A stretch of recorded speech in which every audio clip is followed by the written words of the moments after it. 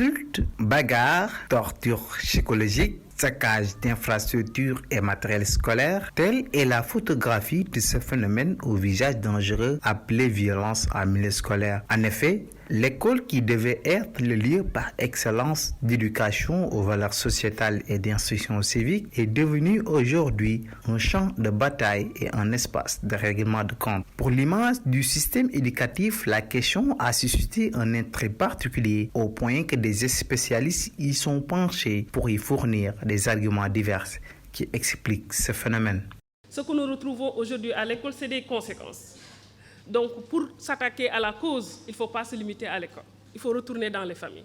La violence en milieu scolaire, ce n'est pas un phénomène isolé. On sait qu'il y a des chiffres qui sont avancés au niveau mondial. Donc, c'est un phénomène qui se trouve un peu partout. Et aujourd'hui, on estime environ 246 millions d'enfants qui sont victimes de violences en milieu scolaire, soit 20% de la population mondiale d'élèves. Pour dire que la violence, elle peut toucher tous les acteurs de l'école. Ça peut être les enseignants, ça peut être un membre de l'administration scolaire. En marge de la cérémonie de remise des prix du concours général 2022, le président Macky Sall s'est exprimé sur la question tout en déplorant les actes de violence notés dans le milieu scolaire. Dans ce tourbillon des temps modernes, la jeunesse semble en perte de repère, allant jusqu'à verser parfois dans un mimétisme de mauvais goût. Je pense à la pratique choquante et malsaine de violence sur des enseignants et de saccage d'infrastructures et matériel scolaire. Les agresseurs et les casseurs, qui constituent heureusement une infime minorité, n'ont pas leur place à l'école ni à l'université.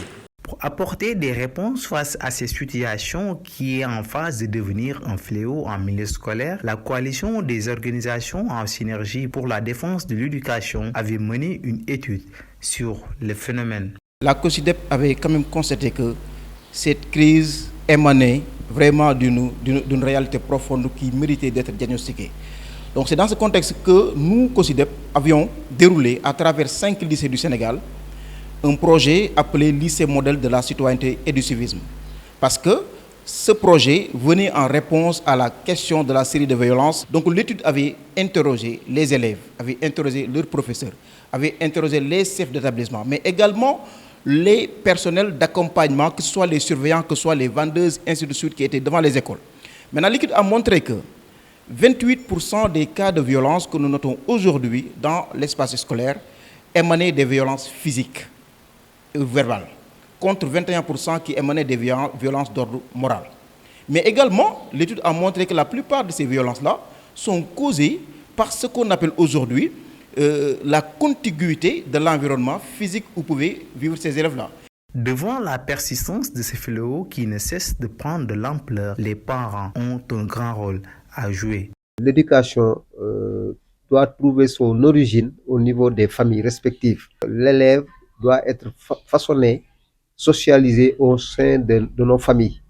Ce qui sous-entend que ce produit, s'il est mis à la disposition de l'école sénégalaise, doit véritablement être amélioré et pouvoir avoir peut-être des valeurs qui lui permettraient vraiment de s'insérer de manière harmonieuse dans la société. Les enseignants constituent aussi des acteurs clés pouvant contribuer à l'éradication de la violence en milieu scolaire.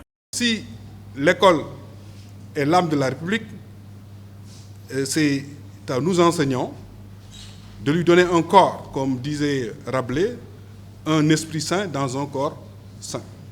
Donc c'est là où se situe l'importance du travail que nous enseignants sommes en train de faire pour faire de nos enfants des modèles de citoyens. Pour libérer notre école des démons de la violence, il nous faut des réformes. Des propositions juste, ça ne peut pas changer le problème. L'éducation doit être en phase avec les défis actuels. On doit s'adapter avec le contexte actuel. Comment éduquer? On doit s'adapter parce qu'on est dans un processus de donner des solutions à notre vécu. On a besoin plus de créativité, laisser les gens s'exprimer. la manière de voir le monde, de voir les choses, de s'exprimer, d'ouverture, l'esprit ouverture, de discuter n'importe quelle question dans les classes. Les cas de violence sont un fléau à prendre en charge parce qu'ils peuvent nuire l'objectif pédagogique même que nous avons amené à l'école. Nous avons vu que comme conséquence, ça pouvait faire même quitter certains élèves le cadre scolaire.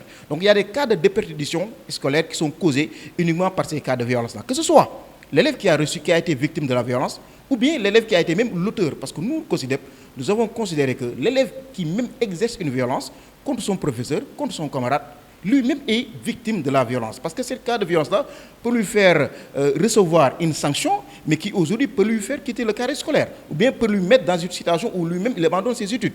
Donc c'est pourquoi nous avons voulu dire que l'élève est un sujet lui-même de la violence et que les gouvernants devraient de reconstruire, de faire un retour aux valeurs, d'intégrer dans la formation même des enseignants, d'intégrer cette partie sensibilisation, formation au civisme et à la citoyenneté.